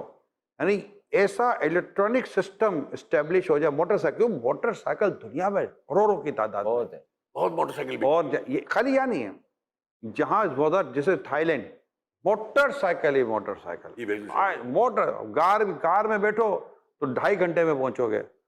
यही सफर मोटरसाइकिल का 45 मिनट के अंदर। तो यही कराची जी, शहर का भी तो ऑफिस ये टाइमिंग में वो मैंने एक वीडियो देखी थी, ऑफिस टाइमिंग में मतलब आपको ऐसा लगेगा कोई है ना रेस हो रही है बाइक्स की, लेकिन वो एक मतलब पुल से गाड़ियां उतर रही, तो फिर वो कि ऑफिस जाने वाली मोटरसाइकिल है। थाईलैंड ये में- थाईलैंड में था, और क्या? बैंकॉक में फैजान मदीना, वहाँ हमारा था सिलसिला। तो मैं जहाँ रुका हुआ था, वहाँ से जाना तो एक दिन तो गए, बाप रे बाप ट्रैफिक। सेकंड डे मैं कहा यार ये इतनी देर लगेगी, इतने में बोला मोटरसाइकिल, मैं कहा मोटरसाइकिल में बैठो। अब मोटरसाइकिल में बैठा, भैया मोटरसाइकिल क्या बोलती है, हम तो वैसे हमारे मोटरसाइकिल में नहीं बैठते, खुली हवा में बैठने का हमको बहुत शौक है। तो फिर यार यूँ पहुँच गए। मैं कहा क्या जरूरत है कार निकालने की भैया, आपको रोजाना कार की क्या जरूरत है, जब हमको फैजान मदीना में आकर अपना काम करना है। मोटरसाइकिल जिंदाबाद, मोटरसाइकिल पे बैठो 15 मिनट में फैजान मदीना ही, और कार में बैठो तो 1.5 घंटे में फैजान मदीना। मकसद ही सफर है ना, और तब एक जगह से दूसरी टाइम जगह बचाना जाना। है, टाइम बच जाता है। और मतलब वहां वो कार की जरूरत भी नहीं थी, सीधी बात है, कार रिक्वायर्ड नहीं थी, car as a protocol use थी, सीधी बात ये है। अब यहाँ प्रोटोकॉल क्या बोलता है यार, कि मतलब टाइम बचाएं, जल्दी पहुंचे और बैठ जाएं, तो मदीना। ऐसा आप तो बहुत बहुत पीछे ले गए, दावत इस्लामी के अवाइल में ले गए मैं। हाँ, हाँ, हम तो अमीर अहले सुन्नत को देखते थे, हम और आप क्या हैं, मोटरसाइकिल पे बारहा 50 बल्कि अक्सर ही मोटरसाइकिल भाई पे मैं सफर इस करते वक्त थे। मैं गुलजार अभी मस्जिद के बाहर खड़ा होकर जुमेरात को मगरिब की नमाज के बाद बस खड़ी होती थी हमारी, और मैं क्योंकि निगरान था तो मैं बस भरने में लगा होता था। बस भरेगी, बस भरेगी, बस भरेगी, इतने में अमीर सुन्नत पीछे, मैंने कहा ना कि हम दोनों घर के दरमियान जो मेन जो चीज़ थी वो गुलजार हबीब मस्जिद थी, माशाल्लाह बड़ी। तो अब मैं बस भर रहा हूँ, इतने में अमीर सुन्नत की अमीर सुन्नत पीछे बैठे हुए मोटरसाइकिल पर, और अमीर सुन्नत जा रहे फैजान मदीने की तरफ, मेरे को हाथ हिलाते हुए, गोया के ज़बान हाल से कहते हुए कब पहुँचोगे, इंतजार ही करते रहो। तो अभी हम ज़्यादा तेज करते थे, भैया चलो निकलना है। तो सफ़र तो कई हमारे मतलब मोटरसाइकिल पर ही होते थे, और क्या था, सफ़र मोटरसाइकिल ही होती थी, कारें तो बहुत बाद में आई हैं। और अब खैर हमारा क्योंकि यहाँ सिक्योरिटी इशू है, ज़्यादा ऐसा मतलब नहीं हो पाता जैसा आप सोच रहे होते हैं, लेकिन बाहर ऐसा नहीं है। बाहर जहाँ जहाँ मोटरसाइकिल की अवेलेबिलिटी है, इंडोनेशिया में थे मोटरसाइकिल पर बैठे, जकार्ता वगैरह में हम लोग। तो हैं? आसिफ भाई मोटरसाइकिल वालों मोटरसाइकिल से- देखें, मोटरसाइकिल की कितनी गुफ्तगू हुई है, ऐसा लग रहा नहीं है। नहीं, मोटरसाइकिल की बात है आसिफ भाई, शहजाद कार भाई, की तो होगी है शहजाद मोटरसाइकिल भाई, की बात। मोटरसाइकिल के हवाले से एक बात यह है कि हमारे जो भाई हैं वो मोटरसाइकिल को कार समझ के चलाते हैं, यानी कार समझ के चलाते हैं। पीछे बच्चों की अम्मी बैठी है, उसके पीछे 2 बच्चे बैठे हैं, टंकी पे 3 बच्चे बैठे हैं, या और अल्लाह। उसका बस नहीं चलता, वो हैंडल पे भी एक बच्चा बिठा देता है। क्यों? ससुराल जा रहे हैं, अब एक बच्चे को छोड़ नहीं सकते, तो ये भी बहुत खतरनाक सफर होता है। मोटरसाइकिल मिनी बस है, हाँ, वो उसको मिनी बस ही समझ के, और आप नोट यानी रक्शे से ज्यादा पैसेंजर जी जी, बाइक पर मोटरसाइकिल और पर। खास तौर पे ईद के दिनों इस पे मेरी मोटरसाइकिल वालों से दरखास्त है कि मोटरसाइकिल का एक वेट तय कर लें, इससे ज्यादा अगर वेट मोटरसाइकिल पर डाला गया तो मोटरसाइकिल बंद हो जाएगी। ये सिर्फ प्रोटेक्शन लेवल के, ये जो जितनी मेरी गुफ्तगू है ना, ये प्रोटेक्शन लेवल पर है। जैसे कि वो लिफ्ट, जो हमारी लिफ्टें जो बिल्डिंगों में लगी होती हैं, जी जी, ये 4 आदमी ऐसे से ही- ज्यादा बैठेंगे। अच्छा आप देखें लिफ्ट भी क्या है, लिफ्ट में 2 चीजें दी गई हैं, नंबर ऑफ पैसेंजर और वेट। वेट, और जब बाद होगा पैसेंजर कम होते हैं, फिर भी सिटी बज रही होती है कि जितने भी हैं ना वो सारे ओवरवेट हैं। अब लिखा ऐसे हिसाब से कि भाई उनकी एवरेज होगी कि मतलब वो जापान वापान में नहीं होता इतना आदमी भारी भरकम, चाइना में तो वो होता होगा 65-60 केजी का, ज्यादा 70 किलो का और होता यहाँ है। हमारा बच्चा होता है इतने का, तो ठीक है। तो अब ये मतलब कि 100-150 वाला जब लिफ्ट पे बैठेगा तो एक आदमी 2 का हो गया ना, जी बिल्कुल सही कह रहे हैं। एक आदमी 1.5 का हो गया, जी जी। तो वो फिर भी सिटी बजा देती है। तो लेकिन सिटी का फायदा क्या हुआ, इसकी जो बीप बजी फायदा का, लिफ्ट ऑपरेट नहीं करती, नहीं करती, नहीं जा चाहती। अल्लाह ना करे गिर जाएगी। तो अगर इस तरह मतलब कि अगर कोई मोटरसाइकिल या कोई भी ऐसा व्हीकल है जो कि ओवरवेट हो गया इसके ऊपर है, वो बंद हो जाए, चले नहीं, रुक जाए, यानी ये सारी चीजें हैं जान बचाने के लिए मैं कह रहा हूँ। मेरी नवासी पैदा हुई अमेरिका में, उसको हॉस्पिटल से घर जाना था, वो जब तक हॉस्पिटल से मेरी नवासी को लेकर नहीं जा सके जब तक कि कार की बेबी सीटर उन्होंने खरीदी नहीं। अब मैं मोटरसाइकिल के वालों के अगेंस्ट में हूँ आसिफ भाई, तो खुदा ना खास्ता करे ना हाथ छूटा या वो तो बहुत रिस्क पे है बच्चा ना, उसको बच्चे को बचाएगा बाइक। तो अभी हम जो बात कर रहे हैं ना, इसमें लाखों मुब्तला हैं। सीट बेल्ट जो है ना, इसका भी कई मैकेनिज्म है, मुझे नहीं पता था, मैं तो सीट बेल्ट लगा दिया। एक दफ़ा मैं इसी तरह सफ़र में था बाहर, तो कोई इमरजेंसी में जो गाड़ी चला रहे थे, इन्होंने ज़बरदस्त ब्रेक मारा, जैसा ज़बरदस्त ब्रेक मारा ना, इस सीट बेल्ट जो है ना मेरा बिल्कुल जैसे खींच के कि हम- मैकेनिज्म की तरह खींच गया। निगरान शुरा आज इमरान बैठे हुए हैं, लेकिन अभी उतारने के बाद नहीं पता है क्या निगरान शुरा, अगर कोई नहीं, मैं कुछ करके चला जाऊँ मसला नहीं है, ऐसा मेरे नाम पर ये कुछ करके ना चला जाए। मदनी काफिलों की तरबियत से मुझे ये तमाम चीज़ों का पता चला कि मुझे ये तमाम काम करने चाहिए। तो मैं अब अपने हाथ से उठ के पानी पीता हूँ, अपने हाथ से उठ के खाना खाता हूँ, अपने कपड़े जो है वो लपेट के रखता हूँ। मैं सऊदी अरब से जब शिफ्ट हुआ था तो ये कुछ 3-4 साल से मेरी कमर के यहाँ मोरे में दर्द था। मैंने कई डॉक्टरों को दिखाया और कई इलाज भी किए, टेबलेट्स भी ले रहा था। जब एतकाफ से मैं निकला हूँ ना, मुझे नहीं पता चला मेरा दर्द कहाँ गया। तजरिबात की इस दुनिया, तजरिबात की इस दुनिया, तजरिबात की इस दुनिया।